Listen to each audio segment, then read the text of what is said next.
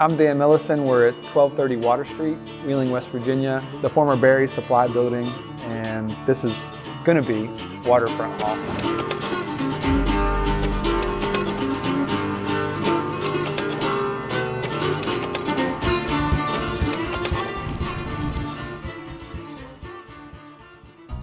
You could not beat the location. We're sitting right on the Ohio River. There's a park in front of this building. There's a 26-mile trail in front of this building. You can live in Rayland, ride your boat down here, dock up, and walk inside to this building. West Banco Arena is 150 yards away. The intermodal garage is 160 yards away. All of this stuff compiled into just an obvious decision to purchase the building. And on top of that, all of the momentum that had started to begin happening with the Borey Lofts, that apartment development was huge.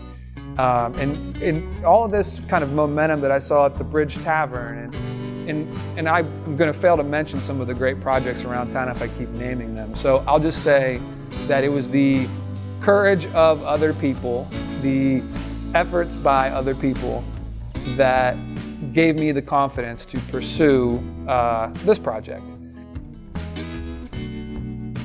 First thing that hits you when you walk into this space, it's a 1873 structure, is the pressed metal ceiling above us. And some of it's painted and some of it is actually, some of it's newly painted and some of it's not. Our plan is to paint the whole thing, to patch the whole thing in, and to make it like new again. The other thing when you walk in that catches your eye is this plaster over here on the wall with a pattern across it that they call fleur de lis. And so the historic tax credit people that we talked to said that we need to feather in plaster and meet the existing plaster with it. So this entire area right here will actually be plastered. Aside from that, all of the walls in here are going to remain brick. And so you're really looking at what will be, kind of the aesthetic of the brick walls right now. We're just going to spray a clear coat on it to help with dust and debris. And then effectively, the walls will be as they are today. So follow me.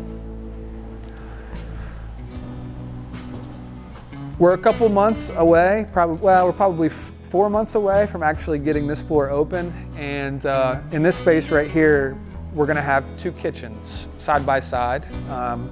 And those 2 kitchens will be serving out of front windows in these 10 by 20 kind of kitchen areas. So basically they're gonna be a fast casual style, and there's gonna be about 70 seats in here. And then there's gonna be a bar that basically extends right through here and is serving like the soft drinks and the coffee and all that kind of thing for the restaurant. So, all right, we're back in the corridor here between the kitchens and the brick wall and where the bathrooms are gonna be. So this is all subfloor for the kitchens that are gonna get built on top of this. And then back in this area is where we're gonna have the elevator lobby, or a second entrance that you'll come in if you want to have your event here. So if you pan the camera over there, that's going to be a double door, an ADA accessible entrance that's going to lead to a ramp that I'm walking on right now. And this ramp's going to take you up into the elevator shaft. And luckily this elevator is going to be here just in a matter of a few months on time, and it'll allow us to open the building once it gets here. This is the bar and live music area, and it'll be operated by me, by my company. And ultimately that door right there that you see, the garage door, is going to be all glass. It's going to have black aluminum, and then it's going to be all glass. And inside of that door profile, there's actually going to be a man door as well. So the design is like under the final approval process with the tax credit folks, and then once that happens, we should be good to go. Good to put it on order. The ground in here right now is just a bunch of crushed up like tailings, but ultimately this will be a concrete pad, much like the concrete pad right behind you there, that we've already poured for the bathrooms.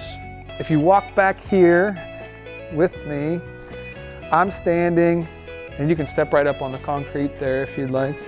I'm standing about like where a drummer would be on the stage. And the stage will be about 8 feet deep and about 16 feet wide. So effectively, this is the crowd that the drummer will be looking at. And as mentioned earlier, there's room for about 110 people to stand in here. There will be tables and chairs and stuff that'll be in and out of the space as well. But ultimately, this is a look at a little intimate music venue. We're not going to do anything to hide or cover up the history of the building. In fact, it's the thing we want to highlight. So that isn't to say that we won't make it feel weird and comfortable at the same time. You know, you might have a purple couch here or something like that. And you might have a tandem bicycle hanging on the wall. Maybe a big gilt frame of Henry Schmalbach or something like that. And maybe a little bit of incense and probably some Grateful Dead music on. But ultimately, I just want it to be welcoming. I just want the space really to feel like, you know, I want it to feel like home to whoever walks in, and I want people to feel like they can engage with it by coming in and using their laptop, coming in and meeting their friend for coffee, coming in and having a meal with their family. I think it needs to be versatile so that it meets people where they are. About the festivals that you mentioned is that there's 12 or 14 of them, and they go from May to September. And they literally happen like right outside here. The Blues Festival, Brew Festival, of course the Italian Festival, even the 4th of July celebration they have out here is a big deal. And yeah, we want to absolutely be a part of all that, you know. And one of the great ways that we can kind of complement those festivals is to have a place where everybody can come, or many people can come, when there's inclement weather. So we want to collaborate with all of those folks and make sure they know that we're going to act in support of them. All right, we're heading to floor 2 and the site of a potential retail operation. Of course, the elevator is going to come up here as well. That's how patrons will get up and down. But when you come out of this stair tower to the right, you're effectively looking at a rentable space for a retail shop or for a service-based business. Could be a little fitness spot, could be a day spa, could be a record store, could be anything. But you've got 25 feet wide here, and I would say about 50 feet of depth from the front wall to about where we're standing. So I'm standing in front of the second stair tower that we had to build. And right now it'd be pretty treacherous to walk out there, so we're not going to do it today. But this is actually the way around to the apartments, which I'm not going to be able to show you. So we're going to head to 3 instead.